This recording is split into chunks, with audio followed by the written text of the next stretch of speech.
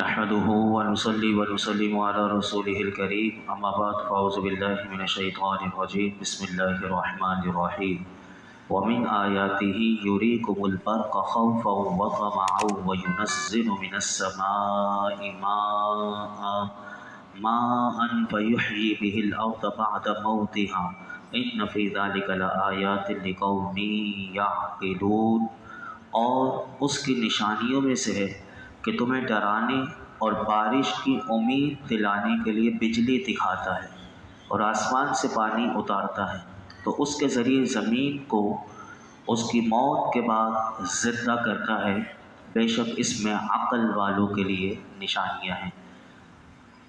اس آیت میں اللہ رب العالمین نے خارجی کائنات کے عارضی اوصاف سے اپنی قدرت اور مرنے کے بعد اٹھائے جانے پر استدلال فرمایا۔ چنانچہ اس آیت کا خلاصہ یہ ہے کہ اللہ تعالیٰ ارشاد فرماتا ہے کہ اللہ تعالیٰ کا تمہیں ڈرانے اور امید دلانے کے لیے بجلی دکھانا اور آسمان سے پانی اتار کر بنجر زمین کو سرسبز و شاداب کر دینا، یہ اس کی قدرت کی نشانیوں میں سے ہے کہ جب بادلوں میں بجلی چمکتی ہے تو بسا اوقات تم خوف زدہ ہو جاتے ہو کہ کہیں یہ گر کر نقصان نہ پہنچا دے۔ اللہ اکبر! یہ جب بجلی چمک رہی ہوتی ہے تو واقعی انسان کو اس وقت کیسا خوف ہوتا ہے، اور جہاں گرتی ہے یہ بجلی تو وہاں تہس نہس کر دیتی ہے اور جلا کر راکھ کر دیتی ہے۔ جیسے ابھی حال میں ہی خانہ کعبہ کے سامنے جو زمزم ٹاور کا جو کلاک ہے، بالکل اس کے قریب سے بجلی آ کر ٹکرائی تھی تو ایسا لگتا تھا کہ جیسے وہ زمزم ٹاور کو جلا کر وہ راکھ کر دے، کہ جو 70 یا 65 منزلہ وہ اتنی بڑی بلند عمارت بنی ہوئی ہے اور وہ کیمرے میں کیچ کی گئی، تو آپ اندازہ لگائیں۔ تو یہاں پر اللہ تعالیٰ نے یہی ارشاد فرمایا کہ جب بادلوں میں تم بجلی کو چمکتے ہوئے دیکھتے ہو تو بسا اوقات تم خوف زدہ ہو جاتے ہو کہ کہیں یہ گر کر نقصان نہ پہنچا دے، اور کبھی تمہیں اس سے یہ امید ہوتی ہے کہ یہ بجلی کا چمکنا یہ امید بھی دلاتا ہے کہ اب بارش برسے گی۔ اور جب اللہ تعالیٰ بارش نازل فرماتا ہے تو فرمایا اس سے بنجر زمین سرسبز و شاداب ہو کر لہلہانے لگتی ہے، کھیتیاں پھلنے پھولنے لگتی ہیں اور باغات میں درخت پھلوں سے بھرنے لگتے ہیں۔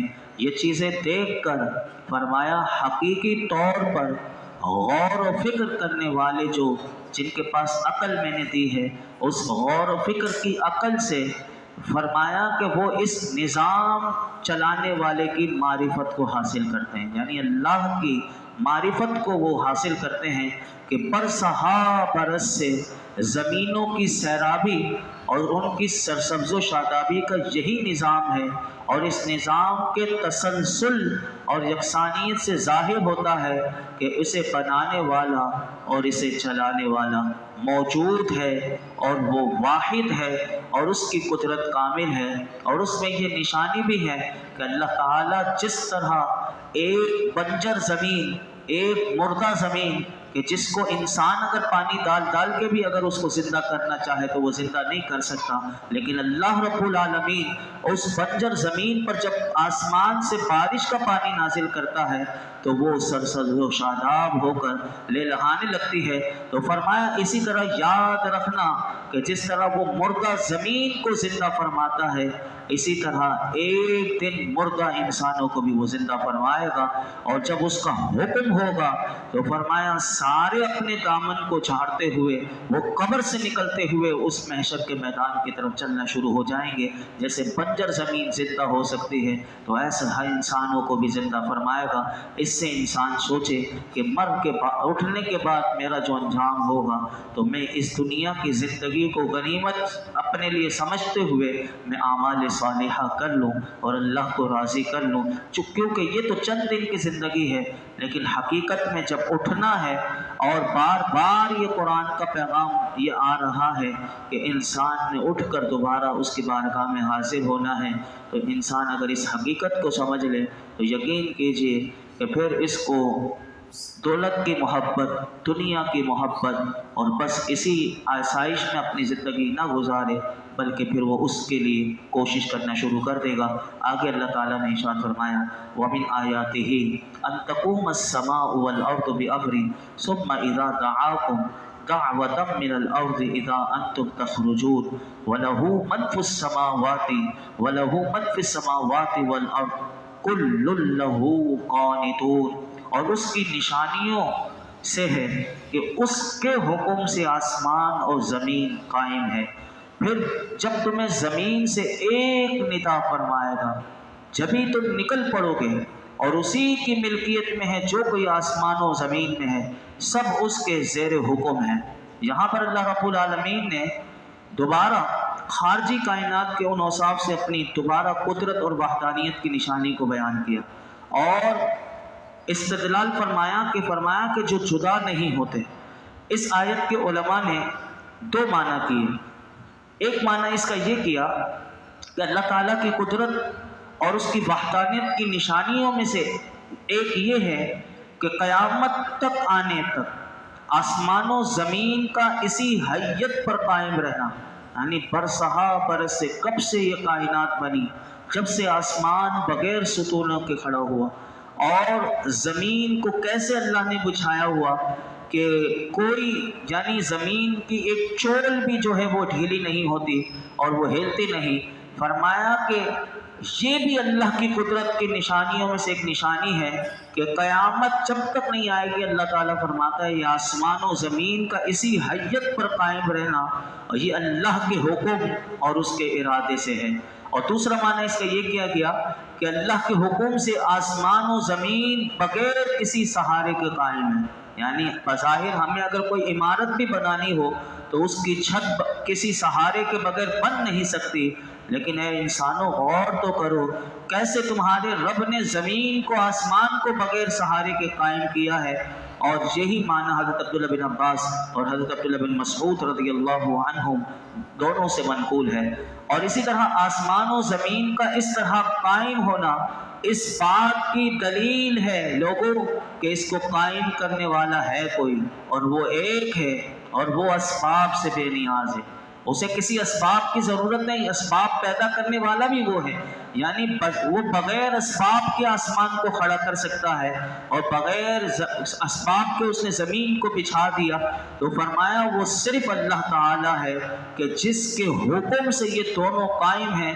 اور فرمایا یاد رکھنا کہ اللہ کی قدرت کی نشانیوں میں سے ایک یہ بھی ہے کہ جب تم قبروں میں ہوگے وہ تمہیں ایک ندا فرمائے گا تو اسی وقت تم اللہ کے حکم سے فرمایا اپنی قبروں سے زندہ ہو کر نکل پڑو گے۔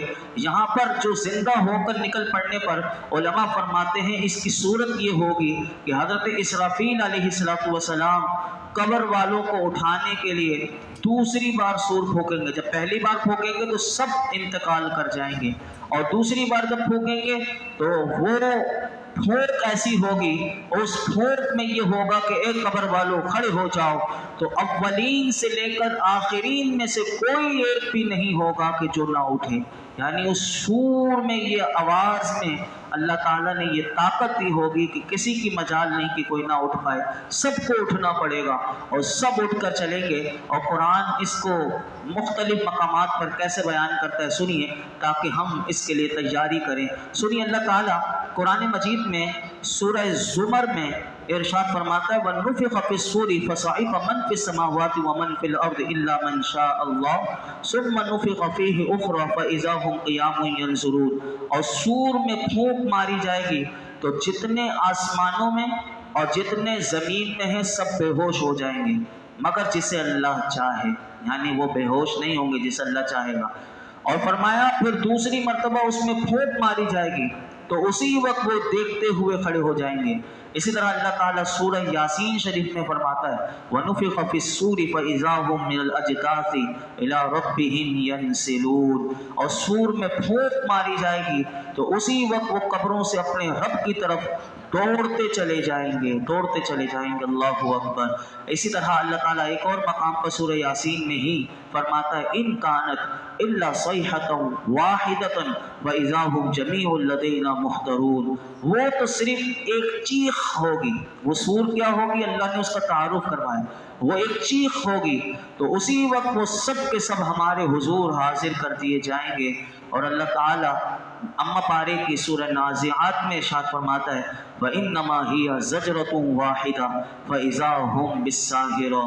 تو وہ پھوٹ ایک جھڑکنا ہی. اب دیکھیے مختلف تعارف اللہ نے کروایا کہ وہ جھڑکنا ہوگا اور فرمایا کہ وہ صرف ایک جھڑکنا ہی ہے تو وہ فوراً کھلے میدان میں آ پڑے ہوں گے. یعنی ایک جھڑک ہوگی وہ سارے کے سارے میدان میں آ جائیں گے. اللہ اکبر. پھر فرمایا آسمان و زمین میں موجود ہر چیز کا حقیقی مالک صرف اللہ رب العالمین ہے اور اس کی ملکیت میں کوئی دوسرا اس کا شریک نہیں اور ان میں موجود ہر چیز اللہ کے زیر حکم ہے. آگے فرمایا وَهُوَ الَّذِي يَبْدَأُ الْخَلْقَ ثُمَّ يُعِيدُهُ وَهُوَ أَهْوَنُ عَلَيْهِ وَلَهُ الْمَثَلُ الْأَعْلَى فِي السَّمَاوَاتِ وَالْأَرْضِ وَهُوَ الْعَزِيزُ الْحَكِيمُ.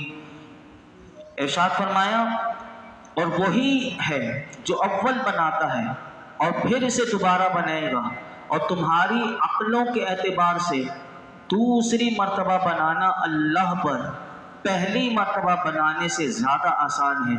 اور آسمان و زمین میں سب سے بلند شان اسی کی ہے اور وہی عزت والا حکمت والا ہے.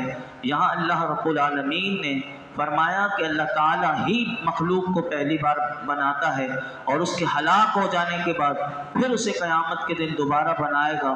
اور تمہاری عقلوں کے اعتبار سے تو دوسری مرتبہ بنانا اللہ پر پہلی مرتبہ سے بنانے سے زیادہ آسان ہو جانا چاہیے. اگرچہ اللہ تعالیٰ کے لیے دونوں برابر ہے, پہلی بار بنانا یا دوسری بار بنانا یہ اللہ کے لیے برابر ہے, لیکن فرمایا کیونکہ انسانوں کا تجربہ اور ان کی رائے یہ ہوتی ہے کہ کسی چیز کو جب دوبارہ بنایا جائے تو اسے پہلی بار بنانے سے سہل ہوتا ہے. یعنی پہلی بار کوئی چیز بنائی جاتی ہے تو وہ مشکل ہوتی ہے لیکن دوسری بار آسان ہو جاتی ہے. اور اللہ کے لیے مخلوق کو دوبارہ بنانا کوئی دشوار نہیں. تو پھر پوچھا کہ اے لوگوں تم دوبارہ زندہ کیے جانے کا انکار کیوں کرتے ہو؟ آیت کے آخر میں ارشاد فرمایا کہ آسمان و زمین میں سب سے بلند شان اسی کی ہے, اس جیسا کوئی نہیں اور وہ برحق معبود ہے, اس کے سوا کوئی معبود نہیں. وہی عزت والا حکمت والا ہے. اس پورے رکوع میں سورہ روم کے تیسرا رکوع تھا اور یہ آج مکمل ہوا. اس میں اللہ تعالیٰ کی قدرت کاملہ اور وقوع قیامت پر گونا کو دلائل بیان کیے گئے. اس آیت میں بار بار اللہ نے اپنی نشانیوں کی طرف متوجہ کیا, میری اس نشانیوں میں غور کرو. سننے والے غور کرتے ہیں, عقل والے غور کرتے ہیں. بار بار اللہ تعالیٰ نے غور و فکر کی دعوت دی ہے. ہم اللہ کی بارگاہ میں دعا کرتے ہیں, اللہ تعالیٰ نے جو ہمیں دعوت دی ہے ہم اس دعوت پر لبیک کرتے ہوئے اللہ کی بارگاہ میں اللہ سے مدد طلب کرتے ہیں. اللہ ہمیں غور و فکر کی توفیق دے, تدبر قرآن کی توفیق دے اور وہ صلاحیت وہ قابلیت ہمیں عطا فرما کہ ہم غور و فکر کر کے تیری معرفت کو حاصل کریں. اللہ ہمیں اپنی معرفت عطا فرما. الحمدللہ رب العالمین والصلاة والسلام علی سید الانبیاء والمرسلین وعلی آلہ واصحابہ اجمعین. اللہ پاک جو کچھ سنا اس میں کوئی غلطی کوتاہی و معاف فرما, اپنی بارگاہ میں قبول فرما. قرآن حکیم کا نور اور اس کا فیضان عطا فرما. اے اللہ ہمیں غور و فکر کی صلاحیت عطا کر دے, غور و فکر کرنا ہمارے لیے آسان کر دے. اے اللہ تیری پوری کائنات مولا کریم ہمیں دعوت فکر دے رہی ہے. رب کریم ہمارا وجود ہمیں غور و فکر کی دعوت دیتا ہے کہ تیرا کتنا بڑا انعام ہے ہمارا سر کے بال سے لے کے پاؤں کے ناخن تک. اے اللہ ہر چیز تو نے جو بنائی کیا خوب بنائی. مولا ہمیں غور و فکر کی توفیق عطا فرما اور اپنی معرفت اور اپنی محبت عطا کر دے. اپنے محبوب کی محبت عطا فرما. آج تک جتنے دعائیں کی ہیں آئندہ کریں گے سب دعاؤں کو قبول فرما. یہ جتنے حاضرین موجود ہیں اللہ سب کی جھولیوں کو بھر دے. پاکستان کو امن و سلامتی عطا فرما. پاکستان میں رہنے والے جو آج پریشان ہیں طرح طرح سے مولا کریم ہر لحاظ سے ہر کسی کو مولا کریم بہت پریشان کر دیا گیا۔ یہ سب بدعمالیاں گناہوں کا بھی نتیجہ ہیں۔ اللہ ہم سب کے، حضور کی امت کے، پاکستان کے لوگوں کے گناہوں کو معاف فرما، ہمارے لوگوں کو، پاکستانیوں کو، سب کو سیاسی شعور عطا فرما۔ اے رب کریم، حق کے خلاف ہمیں بولنے والی زبان و جرأت عطا فرما۔ اے اللہ ہر قسم کے ظالموں سے ہمیں نجات دے دے۔ وصلی اللہ تعالی